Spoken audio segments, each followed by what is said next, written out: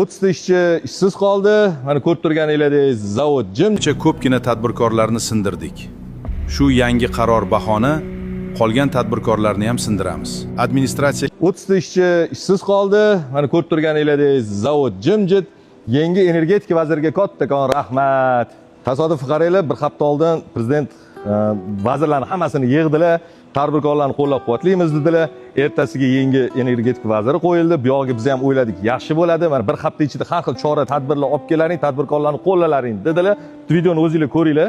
Bir hafta ichida tizimidagi byurokratiyani qisqartirish, jarima to'lov va yig'imlarni keskin kamaytirish, biznes muhitini yanada yaxshilash bo'yicha takliflarni administratsiyaga kiritsin. O'zim o'qiyman. Har bir taklifni birma-bir o'qib chiqaman. Bir hafta ichida bizga tadbirkorlarni qo'llab-quvvatlashga chora-tadbirlar qilib olib kirib berlaring.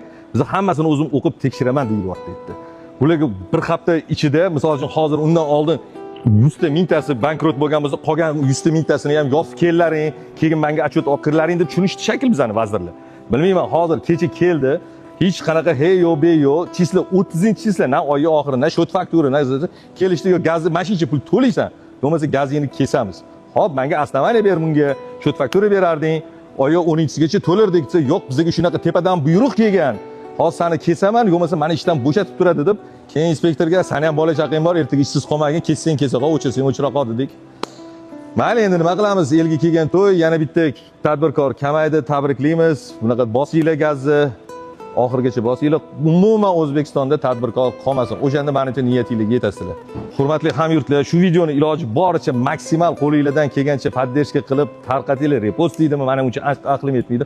Qo'lingizdan kelgancha tarqatinglar, kerakli joylarga yetib borsin. Prezidentimizni yangi qarorlarini eshitdingizmi? Eshitdim, lekin biz buni aksini qilamiz. Tushunmadim. Nima uchun? Shu kungacha ko'pgina tadbirkorlarni sindirdik. Shu yangi qaror bahona qolgan tadbirkorlarni ham sindiramiz. Administratsiyaga nima deb javob beramiz? Bir ikkita o'zimizni zavodni televideniyaga olib chiqib ko'rsatamiz va qog'ozlarda ish a'lo darajada bajarildi deb ishontiramiz. Tadbirkorlar va oddiy xalq nima bo'ladi? Oddiy tadbirkorlarni o'ylab nima qilasan? Ulardan bizga foyda yo'q. To'g'ri aytasiz. Ular bizga na pora beradi, na ulush beradi. Ha? Endi seni kallang ishlayapti. Tadbirkorlarni qo'llab-quvvatlash bahona biz o'z bizneslarimizni ko'paytirib olamiz.